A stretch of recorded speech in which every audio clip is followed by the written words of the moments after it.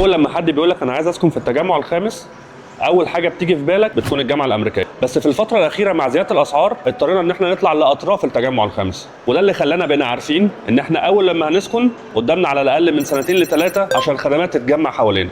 وده اللي بيخلي الفرصه اللي بنتكلم فيها هي فرصه فعلا حقيقيه، انك تقدر تستثمر، تقدر تسكن، تقدر تطلع اعلى عائد من الايجار في قلب منطقه هي فعلا حيويه وعايشه من زمان. انا بتكلم عن قلب القاهره الجديد، وعشان كلنا بندور على الاستثمار فخلينا نتكلم الاول في الاستثمار في المنطقه دي. انت جنب الجامعه الامريكيه، اقرب لوكيشن لكل الخدمات، بس اللي هيفرق عندي هنا العائد الايجاري اللي بيكون معاك. احنا النهارده العائد الايجاري في نفس المنطقه الوان بيدروم بتوصل ل 50 و60 الف جنيه في الشهر الواحد. احنا بنتكلم عن بروجكت متقسم لفيلات 70% و30% شقق، يعني الترافيك قليل جدا. وعشان هيفرق كمان معايا خدمات البروجكت، احنا تعاقدنا مع جوان اوتيل واللي هيدي لك عائد قوي، يعني بمعنى اصح يو باي وي رنت. واهتمامنا بالتفاصيل خلانا نروح ان احنا نعمل 2 كلاب هاوس. بالمناسبه الفيلات عندي هي جيتد كوميونتي، يعني الفيلات ليها جيت لوحدها والابارتمنتس ليها جيت لوحدها، وده بيفرق جدا ليك. لو بتكلم الجانب الاستثماري فانا في بروجكت في قلب التجمع الخامس قدام الجامعه الامريكيه، بتاخد فيلتك بسعر شقه. ولو بنفكر كعائد استثماري فانت وانس انك استلمت من هنا اليونت بتتاجر والعائد بتاعها هو اللي يسدد باقي الاقساط بتاعتك. لما حبينا نعمل تاون هاوس كنا فاهمين كويس قوي ان انت عايز تعيش في فيلا، فعملنا اقل مساحه في التاون هاوس 250 متر بمقدم 1,300,000 وقسط شهري 170,000. تقدر تاخد تاون هاوس في احسن لوكيشن في قلب التجمع الخامس. خلينا نتكلم على الابارتمنتس.